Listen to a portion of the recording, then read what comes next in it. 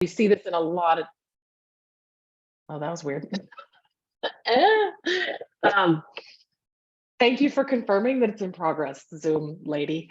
Okay, so the first 7 years, I mean, the first 3 years, there's rapid neural development in children. So that's actually, you can kind of look at what conditioning, there's the deepest conditioning that happens like just straight out the gate as our neural pathways and neurons are forming and all of those things.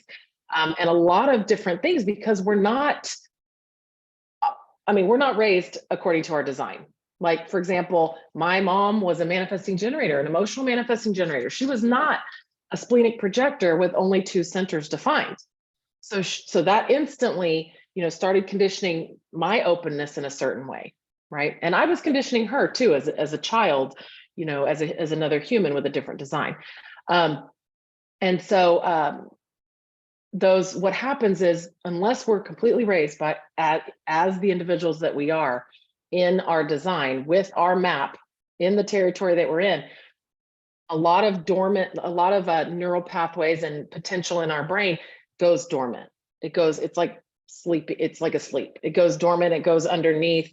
It's like you hear that. In fact, Tiffany and I were at this experience last week together, and there was a woman there, and she was a scientist, and she was talking about she's fascinated with this whole idea and exploration of humans only use this tiny portion of the potential of our brains. So part of that, and we were like, oh, well, we have a lot. I was like, I have a lot to share with you about that, because what happens is all that dormant like potential goes underneath when we're kids, because we're conditioned. And so we get, so that's what the human design process is about as adults, is like starting to slowly remove those layers of conditioning, all deconditioning, and starting to unlock the potential that is in our cognitive space, like each of our individual cognition. Hi, Shelley. And so knowing that goes underneath, even if we're meeting human design when our kids are grown, or when, in understanding our own childhood experiences, that can start to unlock again if we start to follow our design. So I just want to kind of like set the stage with that. Is like the deconditioning process is really starting to wake up those dormant potentials that, the neural pathways and all the neurons that have 90% of them or whatever have gone down. We don't even understand the cognitive potential that we have as humans. The potential for feeling things in our environment without words, without seeing someone in person, without, these kind of beyond our understanding, beyond the physical world sort of potentials. So just to kind of lay that groundwork. Okay, so really ultimately the goal of human design is so that children can be raised according to their individuality and like given the gift of this deep, deep self-acceptance, which in my experience over my human design experiment has been very revealing the sneaky ways that self-acceptance and self-love, I'm like, oh, I love myself. Sure. Well, okay. But there's a lot of different things that I'm like, oh, if I'd done this differently, I should this, I should that. And, if I was only whatever, and if I had treated them, okay, yes, see that. But then what in me is actually my nature, and how much do I love and embrace that versus trying to be something I'm not. So, so human design is for the children, okay, so that we can not condition them to be something they're not. And then they don't have to do the whole messy, painful work of deconditioning and removing layers when they're 40 something or whatever age, right? Speaking from my own experience. Okay, so the way to the children is through the parents. So the most important thing is to know our own design first. That changes the frequency we are as a parent. So especially the mother, and that's like a whole topic, right, of how the family operates and all that. That's like a human design major wormhole that we can put a pin in and touch on later. But the mother and the parent has a frequency, and that's going to determine the child's experience and who they are, who they grow up knowing, what they know about themselves, and how much they stay true to themselves, which is the whole point of this life, staying true to yourself according to your map, and reaching the potential of the gift that we are each individually meant to bring to the collective, to humanity. And I'm an evolutionary psychology person. That was like my degree in college. So I'm always like the evolution, like our part in evolution, in the evolution of consciousness.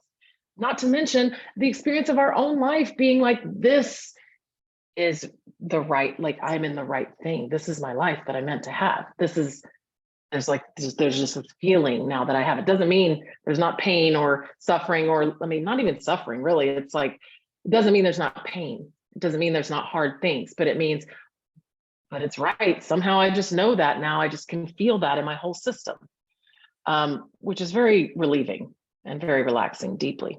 Okay. So just to say, the first step as a parent or in understanding your parenting that you received is have your own foundational reading. Who am I? Who am I? And what does my map show? And then if you are a parent or if you have parents, you can get readings for their chart, right? Like say it's, my mom, she passed from the material plane more than a year ago. I think it's been a year and a half.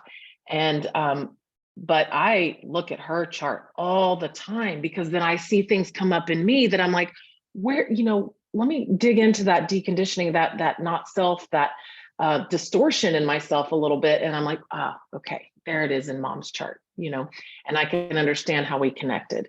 So just to say that if you're a parent, the first step is getting your own map and start to experiment with that because it changes your frequency, then get theirs. And then you can start to really understand your own conditioning and understand how you're conditioning your kids. Okay, I'm trying to make this applicable for if you do or don't have kids here. So, okay, so the first, you can just literally start to look at the basics and the foundational pieces and build on that with parenting, with your kids' charts. And as Tiffany said, when we look at any connection, I know exactly the chart that, the relationship chart that me and my older kid have. And I know the chart that me and my younger kid have. I know the chart they have. I know the chart each of them has with their dad, and I have with their dad. I know exactly every single nuance of, all of that. Now, the actual experience of it reveals itself over time. So just to say that you can start just looking at basic things like type and strategy, So for example, I said my mother was a emotional manifesting generator with a different profile. So she operated differently in the world, and just completely differently. First of all, she needed to operate in response. That's a little different than invitation, right? Second, she was emotional. She needed a lot of time. Her emotional definition was unconscious, meaning it was in red. So she was not aware of it. She did not identify with it. She didn't necessarily realize she needed to take time. And I, being open solar plexusly defined, amplified her emotions, and I was the emotional one always growing up. And I was the one that, and then like I did the most all the time, like of any kid. Like I wasn't a lazy projector with no motors defined, which is, certain centers are considered motors. I have no motors. I have like nothing in me should be doing all the things all the time and moving fast.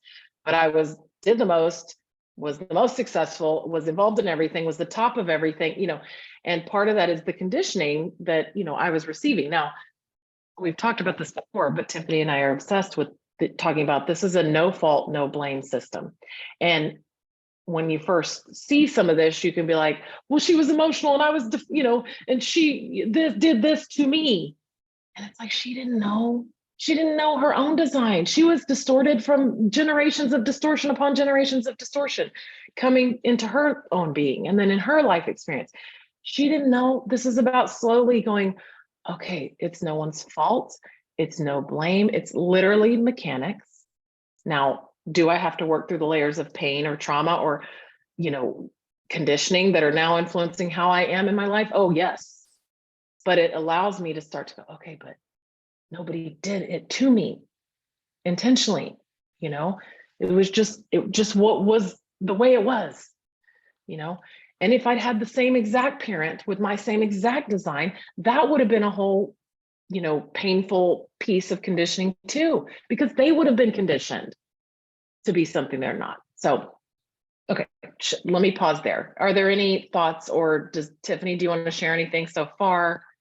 with anything I've said. Well, yeah, I mean, this is great. It's so great to get all the reminders there, because I'm in a manifesting generator and I'm in a sea of projectors. My dad, my kids, I mean, everybody that's close to me has this unique special projector design.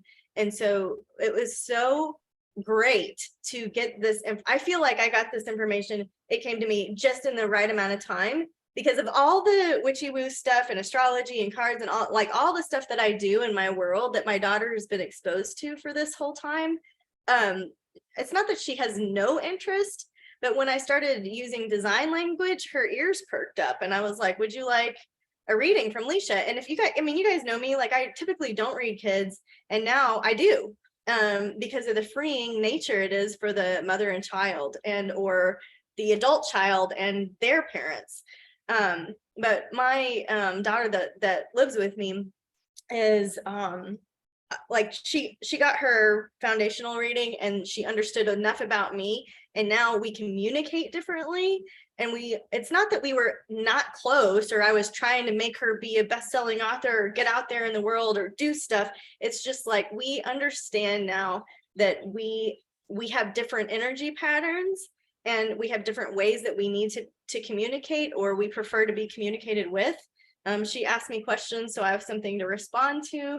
I understand what her digestion style is, and I give her space and time to do the things that she needs to do, that there's no way I would have done in my old way of parenting. I would have been like, family dinner, like time to talk about lots of stuff and do things, and like, let's get out there and like, but now I understand her map. And because of that, it frees both of us from either one trying to fit into some kind of thing that we're not.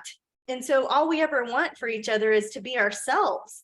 And to me, that's like the highest like form of relationship, is to help someone be themselves, and to get to do that with my daughter is like, to me, that's radical. And that's why I've been so excited to learn more about this topic. Not that I can like pick apart her every single gate or understand all of the specifics of it, but to understand just some basic differences that help us operate and communicate differently. And we didn't have a bad relationship before. I just was on the edge of really conditioning her to be somebody that she's not. And so I feel like this is such great info for any age, kids or no kids. And that's all I would contribute. Just, it's very important. Yeah. Yeah. Well, I love your point about it doesn't have to be complicated. I mean, depending on your design, I'm a investigator martyr. Like I'm a 1-3 projector who like, I'm here to know the other. I want to investigate. I want to collect the data. I want to go deep and like really penetrate. That's me. I want to know all the information about human design and like take all the classes and become the actual legitimate certified D and all those things. Yes, Cassie, you're a 1-3 projector too. I think you only have 2 defined centers like me. So that's a different process. And it doesn't, just because you're an investigative martyr, you may not be like, I want to dig deep on human design.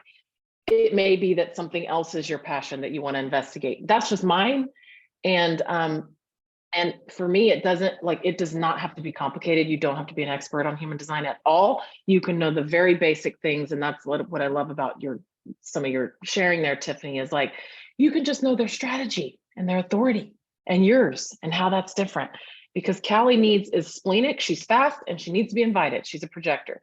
Tiffany can be fast. She's responding to things in the moment. She needs yes, no questions. She needs, that support, and she isn't going to expect the same energy output from Callie as she might have, or the same hummingbird, and so just knowing the type and strategy and authority is like, that's life-changing.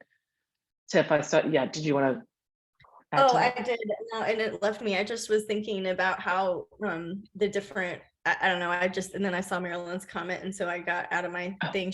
She's saying that conscious parenting is the best gift a parent to give children. It took years and lots of therapy to get out of the victim role of parenting that she received. And the power for her came when she was able to process away from that role, which really sounds like deconditioning. And for everybody to sleep in separate beds, like, that's a big thing when you are deconditioning, right? Like I gave attachment parenting. We were in the same bed for a really long time by choice. And now we're not. And I think that there's times that you can respond to things differently.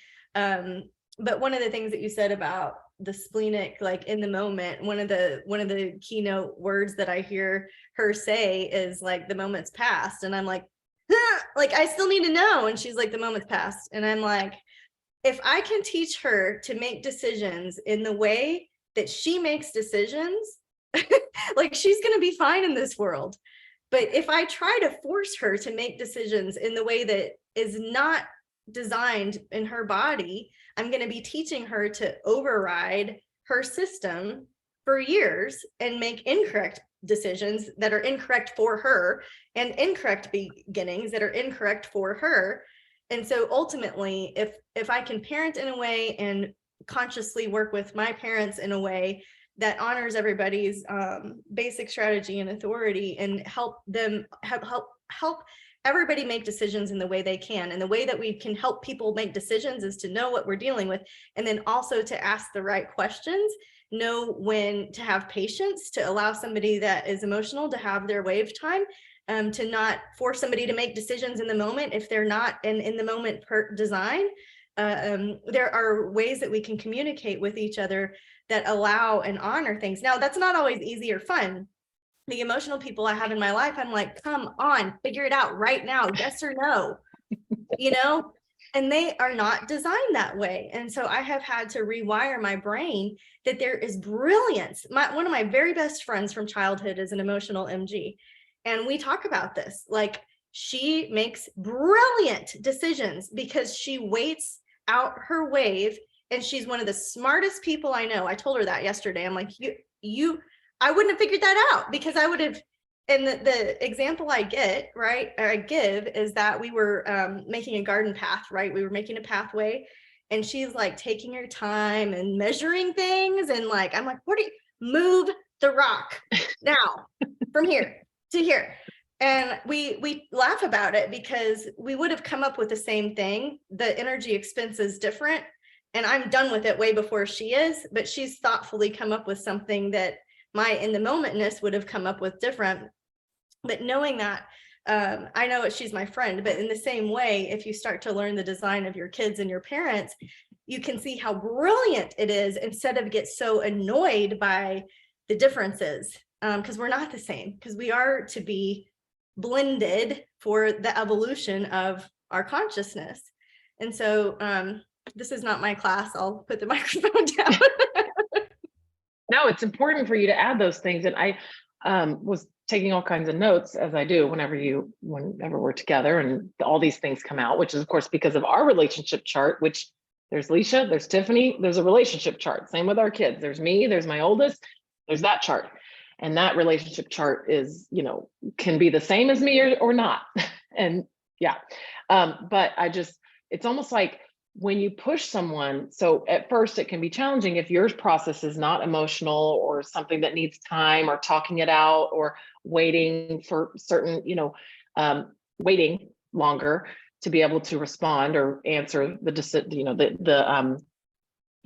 follow your strategy and authority. If your process is faster, it can be tempting at first to push them because you're faster. However, what I have found is that now you could not pay me to push someone to make a decision faster than, like, I have an emotional partner and I have an emotionally defined oldest child. I would not push them. I will actually force them to take time, not even force, but it's like, I'll say, hey, I want to tell you about this thing. And often they'll feel that pressure to be spontaneous because that's what emotional beings conditioned. Emotional beings are conditioned to be faster than they are. Don't honor your time that you need. And so they'll often try to answer me right away. And I'm like, you know what, just think about it. And I'll ask you again later. Can I ask you again later? Because they're both generators. So I want to activate that sacral response. Can I ask you again later? And they're like, mm-hmm. I'm like, okay. And I'll ask them again later. And I have messed with it enough to know that when I do force it and I take that answer that they gave me in that moment, it leads to all kinds of shit for me and them later, because I didn't honor that process that they need. Tiff, were you going to add to Neither that? did they. They answered in a They did, low yeah. or they answered in a high or whatever. And then it changed. Yeah. Yeah, and then it changed. And that, like, if you've been in my life this week, you've heard me talk about how frustrated I am when somebody says they're going to do something and then it changes and they don't let me know. I don't care that it changed. I care that no communication happened back at me. And this is, I think about how much human design has impacted the way that I treat other people, because I can see now, all right, like, they're conditioned to be not who they are. They might have an open G center. They might not need to make promises. They might not need to communicate that way, but I have to bump around my life and find out what does and doesn't work. And that does not work for me, you know? And so this idea that people make promises, make decisions, answer things in the moment when they might not should, because it's not the right timing for them, I think is very important. I think it would be very hard to be in school I don't know, because I'm sacral, but if I was emotional and forced to take a test in a moment that I wasn't really ready to take a test, I can't imagine the pressure and how bad it would feel before, during, and after, right? So I don't want to be the pressure on the other side of somebody that's like, well, you have to do it at 6 o'clock, because that's when I've oriented my energy around that. They may need something like, can you get it done within these 3 days? That might work for them. Doesn't work for me. Not going to go that route, but I can honor, you know, somebody else's timing and the way that they make decisions and the way that energy moves through them. The way the energy is moving through them is not wrong. It's right for different. them. Yeah. It's different. Yeah. And it just means that we can all work with each other in a different way. So, yeah. And I think you bring up such an important point is we want our children to be who they truly are and to have that fulfillment, because the only true way we're going to be fulfilled ourselves is by understanding, you know, how we operate and following that and not abandoning ourselves because our mind is going, but they're, you know, maybe I should have, or like they're, you know, whatever. It's like, don't ignore the feeling in your body, you know, like feel that, do whatever you need to do to get in touch with that. And then we've got to honor that. But it does not make parenting someone different than you easy at all. And as we say in human design, it's simple. The mechanics are simple. It ain't easy though. This is not for sheep. This is, you know, a wolf's journey. Yeah. My kids are both projectors. They're 17 and 19. And so when I think about this, I don't put the pressure of what are you going to do when you grow up? What are you going to be? What doesn't matter. What are you going to do for work? You know? Yeah. Which is laughable, right? Like, it's like, I would never put that on them, knowing their design, knowing that they're going to be provided for, that they're not here to create the resources, that they're here to guide. And what a high gift to be a parent of a guide, you know what I mean? And so all I can do is not put the same pressures on them that we are kind of in that mechanical robot way. What are you going to do? Are you going to go to college? Mm-hmm. All I can ever ask Callie is what she's feeling in the moment. And as long as she honors that, she's going to be healthy, satisfied. She's here for a better life, not a bitter one, you know, like all of those things. Yeah. So she's in a tech program and she might go on to get her doctorate and she might not. And I don't care. You know what I mean? Because all I want is for her to keep responding to her design. Yeah. And it will lead her to correct situations for her. And interestingly, like, I'm the mom who's like, let's drop out of public school. Just let's go travel and learn foreign languages. And she's a Sagittarius and I have Sag rising and we could have so much fun. And she really likes what she's doing at school, which is not my personal experience. So I'm like, okay. So she's a straight A kid and she is looking at furthering her education in a way that I wouldn't have encouraged.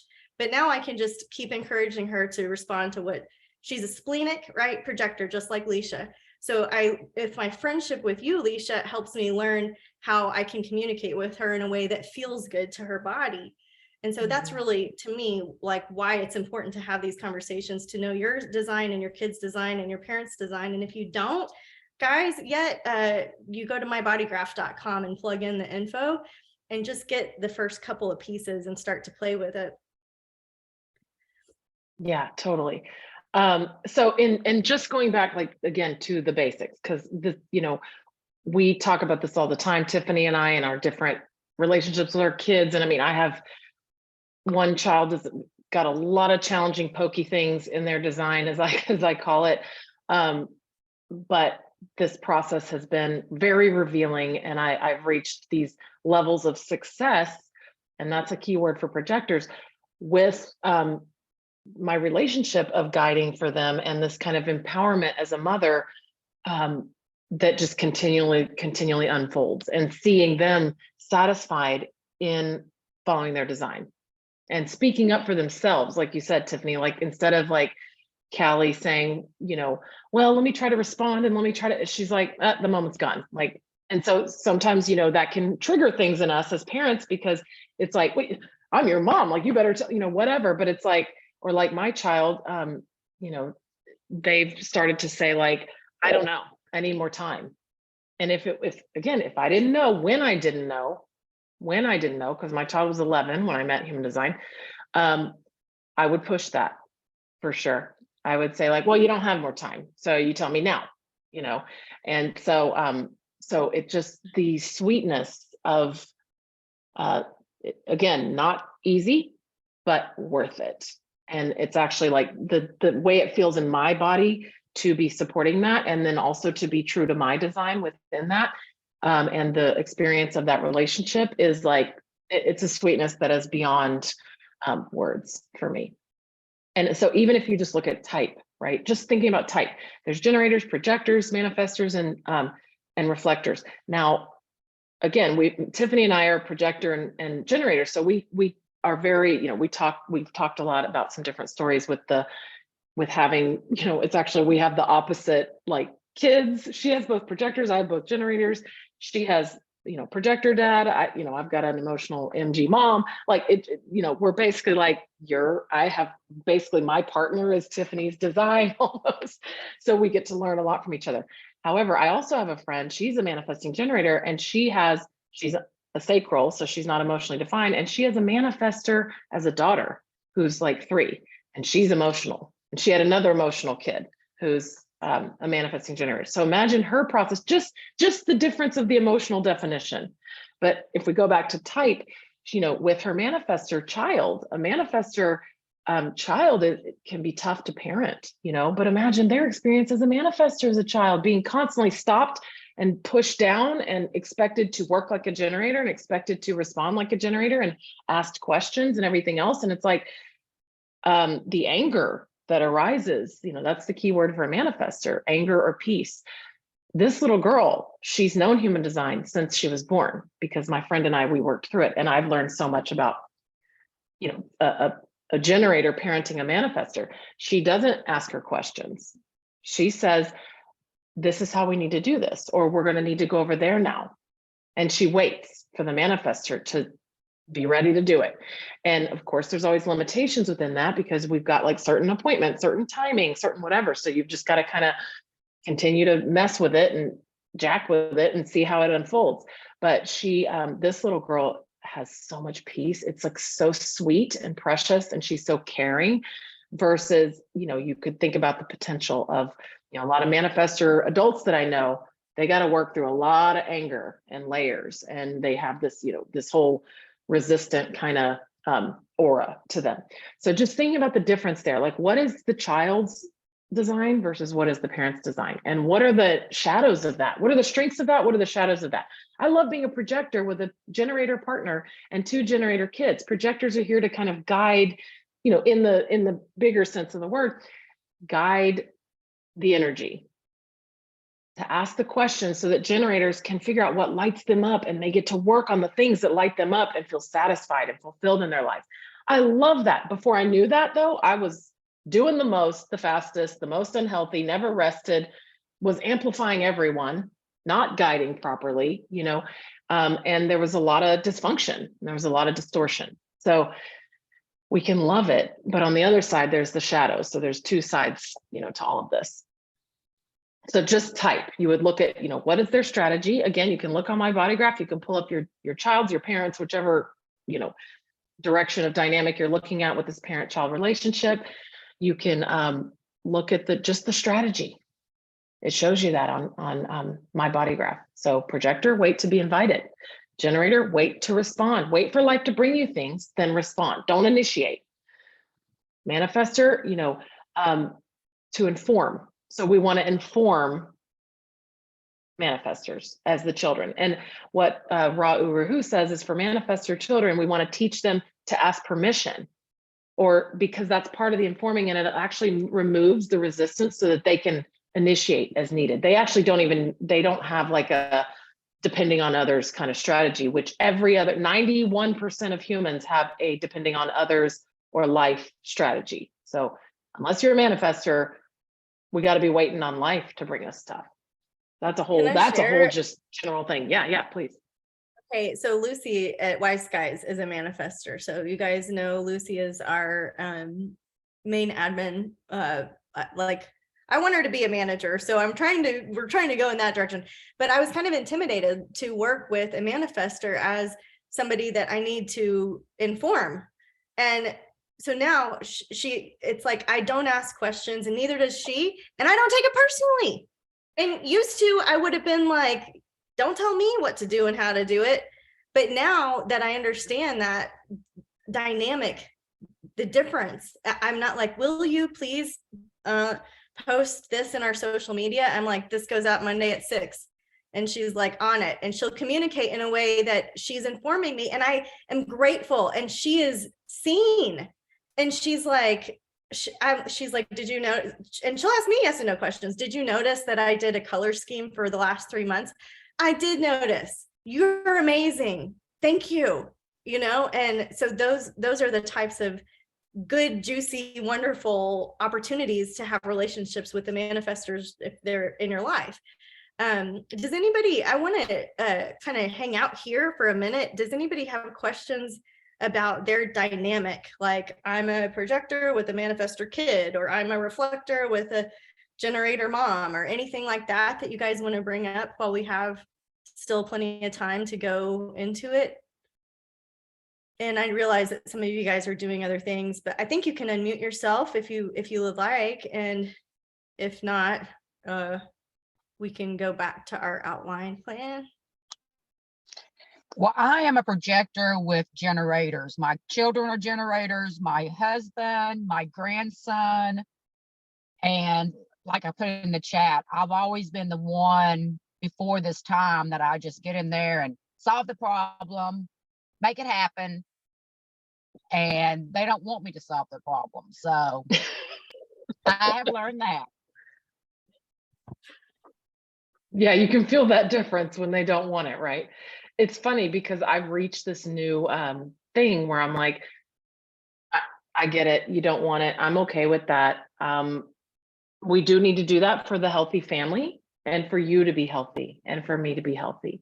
So do you have a suggestion for a better way to go about that? So I'm asking yes, no question, and they're allowed to, they definitely, I want to hear everything, and I can hold space for their emotion. I'm not like, don't get upset now because I'm avoiding truth and confrontation with my open solar plexus. I don't want to. I'm like, I get it, but I am the mom of this family, and that is what I see as best, and I need to guide that piece. So there's some nuance. So I'm just relating a lot to what you're saying, Cassie, of like, sometimes it's like, okay, it's not worth pushing against, I don't want them to not want to do it, and I'm doing it anyway. But sometimes I'm like, that is what is, I'm the one, if no one in this group of generators is gonna see what is needed for this healthy family in the way that I am. So I'm gonna guide, even if they're annoyed. I'm like, I'm happy to be the one to annoy you. So it's kind of this different empowerment for a projector to kind of, that I've experienced unfolding. So just relating to what you're saying. How do you guide without the invitation? Is there another way to answer that? Good question. That is, I think that's actually the key, is because so I think that evaluating that in your own kind of penta family dynamic or relationship, was I invited? Because I was blatantly, Devin, we've gone through a whole journey together, he's my partner, and he did say, like, over a year ago, I'd like to invite you to guide me and to guide the family.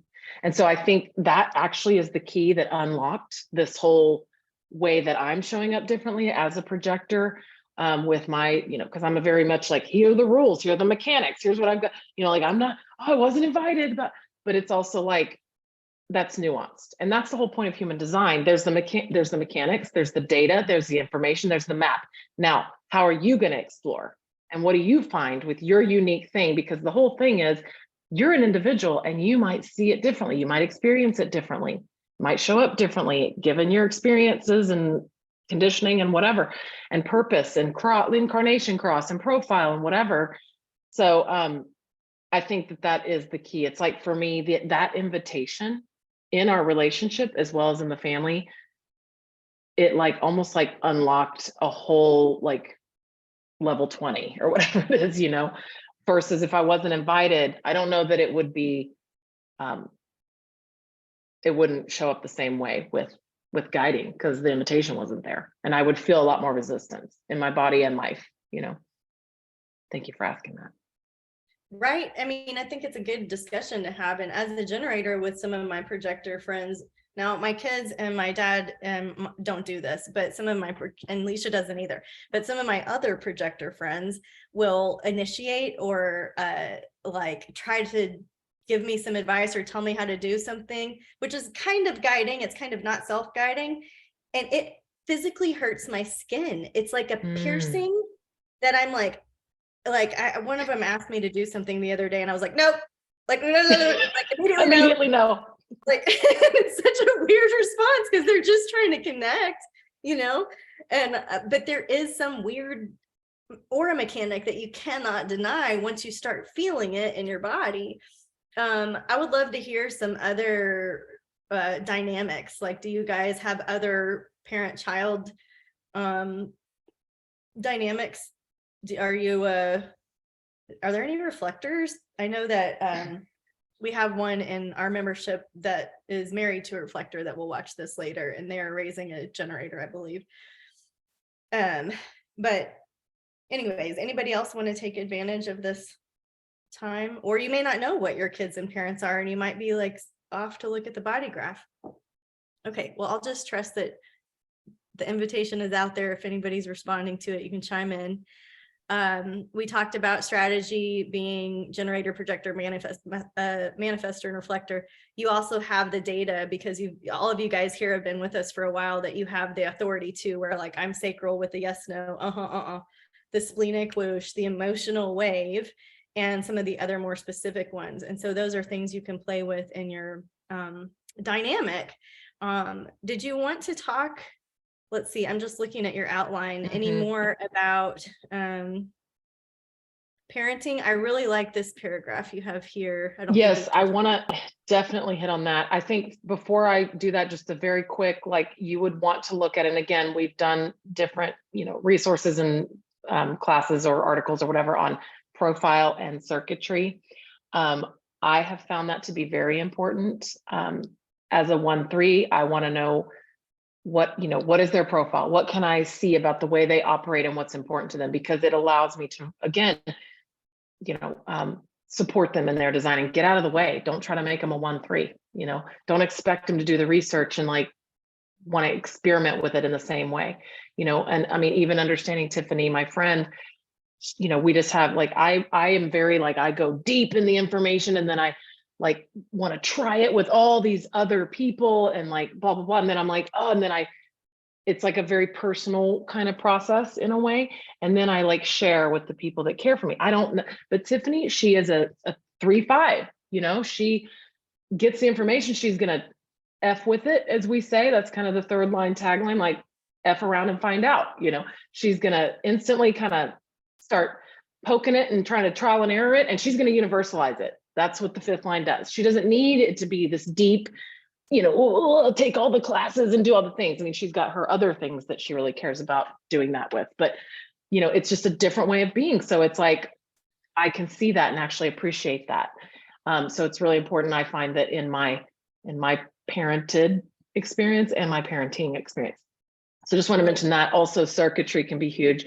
If like I have a child with integration circuitry, I got none of that. I got one channel and it's collective. It's about sharing my, my experience. But that child doesn't share in the same way. They are very self-contained. They need to be self-empowered. They need to manage themselves. And it's a whole different way of operating. So for me, knowing that has really been massively huge and that's just an example, but knowing that they have very, very individual circuitry. They're not going to be the same. They're not going to be as needing the other like as I would, right? And don't take it personally. They're just self-contained. That's like who they're supposed to be. So encouraging that self-management, because then they feel self-empowered. It's a whole different focus than I would take with someone that's like tribal and, collective and whatever. So just to mention that looking into their circuitry is huge. And then, yes, let's talk about that last piece of, so basically like the human design system isn't telling us which type of behaviors are like most common and all of that. It's more like opening our eyes to a new way of understanding our child or the parenting experience that we had, right? Or our parent and how they might have experienced us as a child. And again, no fault, no blame, just understanding it so that the pain from it and the affecting the pathways, the stuck pathways that we're in now can actually start to dissolve and become the pathways that we're designed to be as in the world. So we can, anytime with parenting, I feel like we can kind of take this like even outside of human design in a way, because human design is the synthesis of everything. So that's kind of, I keep going back to that. Human design gives me the language and the container and the map. And it's not like life, right? Like life has a lot of different components to it. So first, what is my child trying to communicate to me? What am I trying to fix or control in this situation? How is my attempt to manipulate the environment or response triggering or heightening my child's behavior? Like I would even ask, how can I step back and surrender to how this child naturally is? And where does that touch points in me that are uncomfortable and that I'm misinterpreting and then parenting a certain way and then conditioning them in a distorted way. So it's a lot of self-awareness along with this parenting journey, as you're saying, Marilyn, like conscious parenting, is being aware of what you're doing in it. You don't have all the information as the parent. That kid is just as brilliant. In fact, even more close to their design than we are as parents. So what can we surrender and learn from them? And then attempting to change our child's behaviors to fit into our kind of way of being or the convenience of life. So that's kind of the experiment for me, is like, sometimes I'm like, that is what's healthy and needs to happen. You may not feel like it's the best thing, but that's what I can see. And that's who I am. So I wouldn't feel right about myself as your mom if I didn't, explore this need for you to like shower every 2 days or be managing your own bedtime or taking care of your body, because they're a teen. They don't, the body's the last thing on their mind. So I'm like, no. We're going to stay in touch with that. And I have to nuance how I'm doing it. And then, so asking ourselves, it's about the bigger picture, the well-being of the child as a whole, like being able to know themselves and speak up for themselves and stay strong in who they are. So again, some more self-reflective questions. Why do I think my child should look, and thank you for putting those in the chat, Tiff.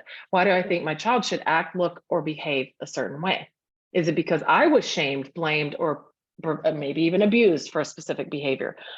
Ding, ding, ding, ding, ding, like me, for sure. Now I can see looking back, right? And now where I understand things are.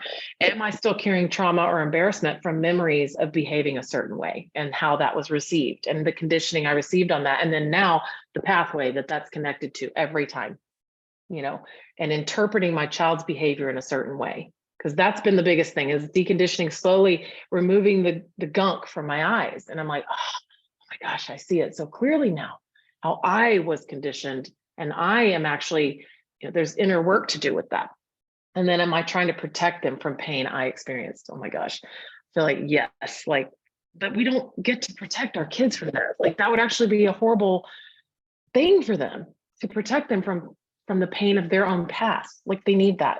And if they do it, for me, it's been like, if they do it here with me, where it is safe and they are loved, they're going to be more equipped for the world out there, where it's not always the same safe container of getting to express yourself.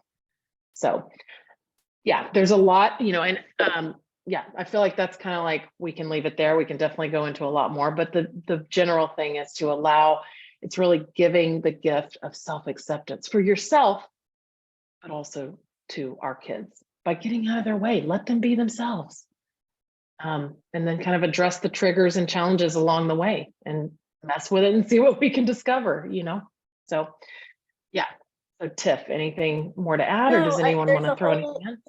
There's a whole other piece about parenting a melancholic child that I don't think we're going to get to today.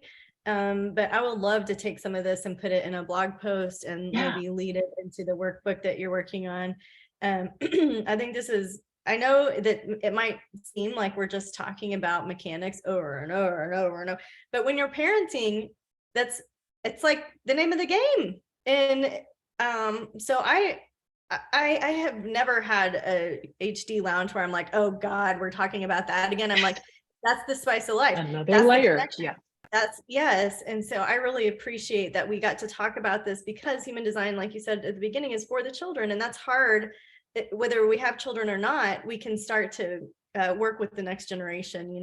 Most of our friends at Wise Guys, as you pointed out, are in our age group, right? Like, it's not like there's a bunch of 16-year-olds in these workshops, is all I'm trying to say. And so we have the ability to influence the world by knowing ourselves and being aware that the other is different and that there's a different way of operating, and it's not wrong.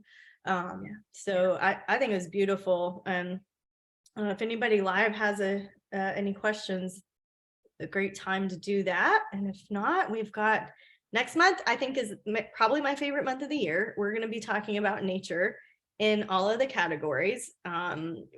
Human design, the insects, birds, animals, reptiles, dreams have a different design altogether. So prepare to have your mind blown. We are going to do a podcast so that you can prepare to understand about it, because there's a lot to it. I'm going to be talking about beekeeping and astrology, which are my two favorites.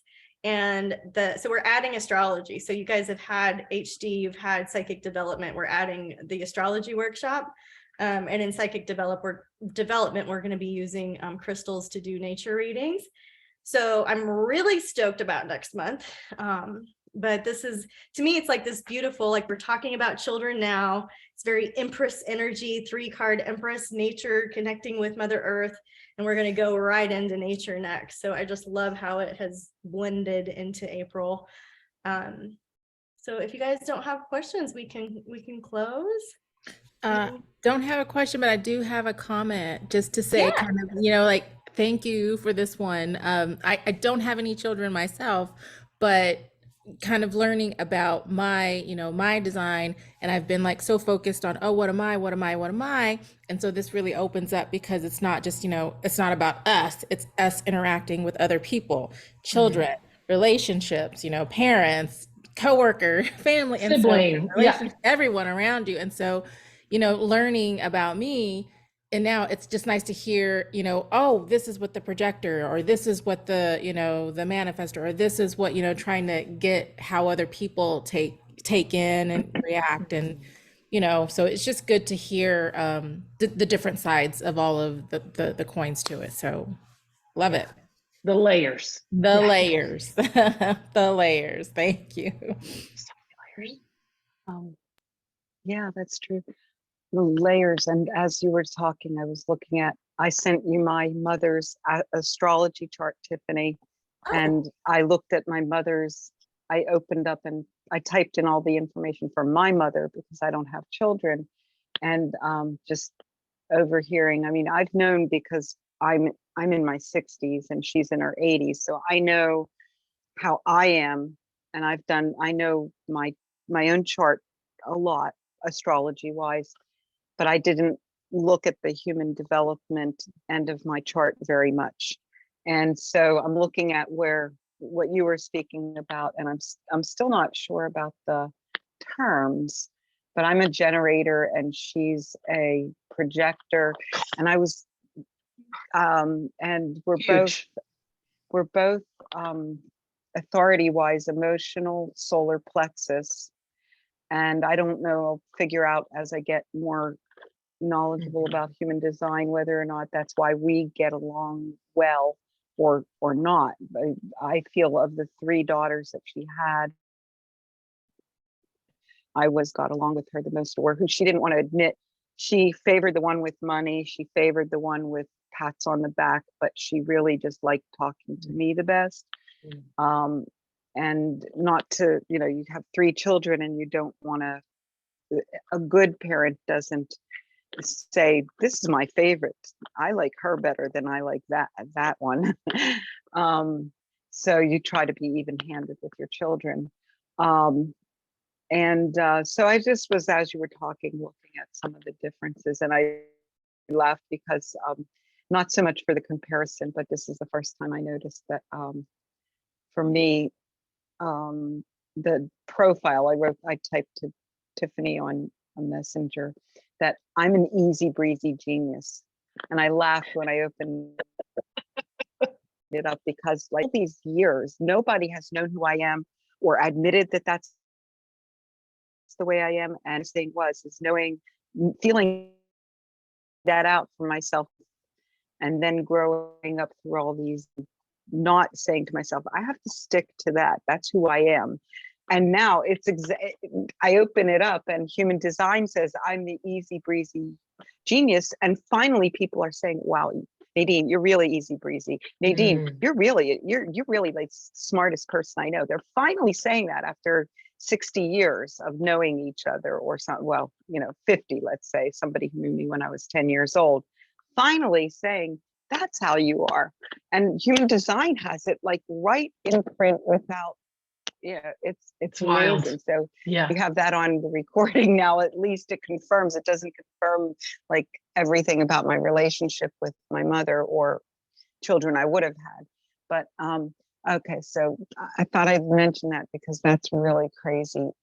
If we could just know who we are and just what a tool it is. If a mother has the charts of her children and knows that this one's going to tend to be this way or that way.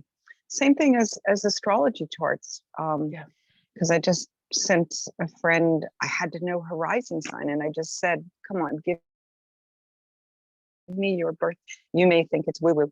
And I said, this is why this happened to you in life, because you have Virgo all over the place. I mean, you have 5 planets in Virgo, and your rising sign, I think, was the next sign over. Libra. But anyway, that's astrology. But anyway, I also wanted to ask, will what is in the chat be available in along with the video in case I want to look at it at just what you wrote in the chat? You can't like copy from the chat. I don't know. I mean, I had a program for a while. The answer is yes. I will copy the questions and put it in the replay. I don't ever know if it's like just annoying to be like, get ready for class. Also, here's the replay. I don't want to hit y'all with too many emails because the truth is it's all in your member center and you don't need the emails. But I will include those questions with Lisa's permission, if that's okay. Of course. And you can also, because if you type them, it was a lot of work. You can go to, there's 3 dots at the bottom of the chat that you can go save the chat. And like, if you just want to save those for now, or we can, and then put it into stuff and we have it somewhere else too. But I never knew that. Yeah, you can save the chat. Yeah, I was just going to say that. A lot of good stuff comes up in a chat. And it'll say like show in Finder, and I hit it and then it will pull it up automatically, and then you have all of the files. Nice. Okay. Well, if I'm able to show in Finder, I hadn't used that, but yeah. So you can save that, but like we can also make it available.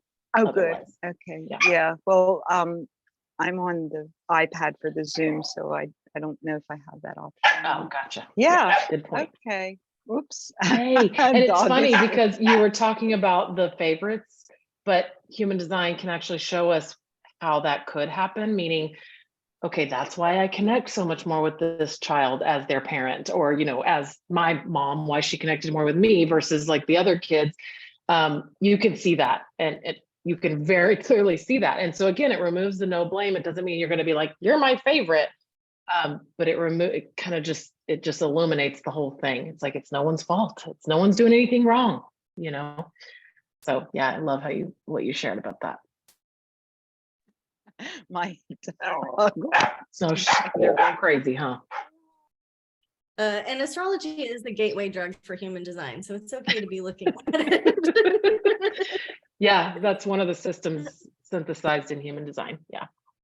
You put so much thought into this. I can't wait to like see if we can make it a blog post without oversharing, and so I'm really like, I really appreciate the thought that goes into this before and during.